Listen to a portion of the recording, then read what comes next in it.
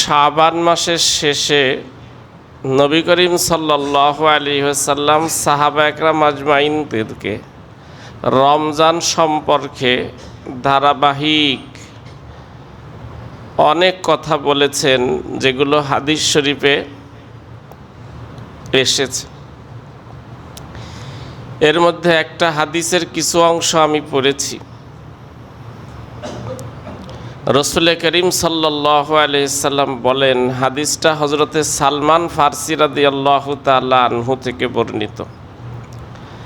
ইয়া আইয়ুহান নাস কদ আযাল্লাকুম শাহরুন আযীমুন মুবারাকুন। নবীজি বলেন, ও আমার সাহাবীরা,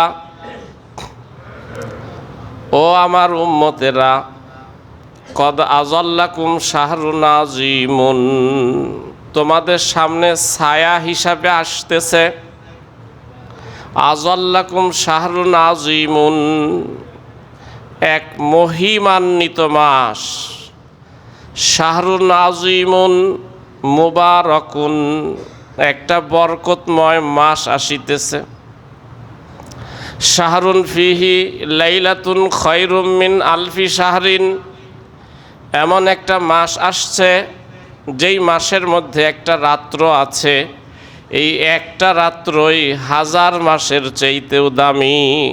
ফিহি লাইলাতুন খায়রুম মিন আলফি শাহরিন, একটা রাত্র হাজার মাসের চাইতেও দামি। হাজার মাসে ৮৩ বছর ৪ মাস হয়। এই এক রাত্র যদি কেউ ইবাদত করে, তাহলে তার আমল নামায় ৮৩ বছর ৪ মাস ইবাদতের সওয়াব লেখা হবে। সুবহানাল্লাহ। রাসূল বলেন, মান তাকাররাবা বিখাসলাতিন ফিহি কামান আদ্দা ফারিদাতান ফিমা সিওয়া, এই মাসে যে একটা নফল বন্দেগী করবে, সে অন্য মাসে একটা ফরজ বন্দেগী করার সওয়াব পাবে। নফল বন্দেগী করলে ফরজ আদায়ের সওয়াব পাবে। ওয়ামান আদ্দা ফারিদাতান ফিহা কামান আদ্দা সাবঈনা ফারিদাতান ফিমা সিওয়া, যে ব্যক্তি একটা ফরজ আদায় করবে, সে অন্য মাসে ৭০টি ফরজ আদায়ের নেকি পাবে। কোনো কোম্পানি থেকে যদি এরকম ঘোষণা দেওয়া হয়, বছরের একটা মাস, এই মাসে যারা সঠিকভাবে দায়িত্ব পালন করবে, এক মাসে চাকরি করে ৭০ মাসের বেতন পাবে। কোনো মালিক এই ঘোষণা দেয়, এক মাস কাজ করলে ৭০ মাসের বেতন সে পাবে,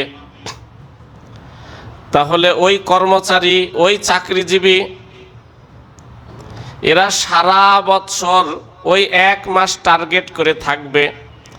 এই মাসে কোনো ধরনের ত্রুটি বিচ্যুতি করা যাবে না, এই মাসে অনুপস্থিত থাকা যাবে না, এই মাসে আমার কোনো ফাংশন চলবে না, এই মাসে কোনোভাবেই গাফলতি করা যাবে না, অলসতা করা যাবে না, কারণ এক মাসে ৭০ মাসের বেতন পাওয়া যাবে।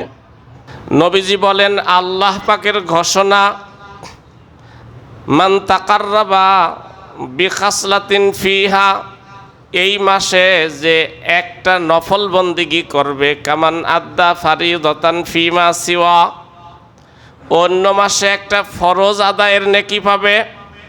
ওমান আদ্দা ফারিদাতান, যে এই মাসে একটি ফরজ বন্দেগী করবে, কামান আদ্দা সাবঈনা ফারিদাতান ফিমা সিওয়া, অন্য মাসে ৭০টি ফরজ আদায়ের নেকি তার আমল নামায় লেখা হবে।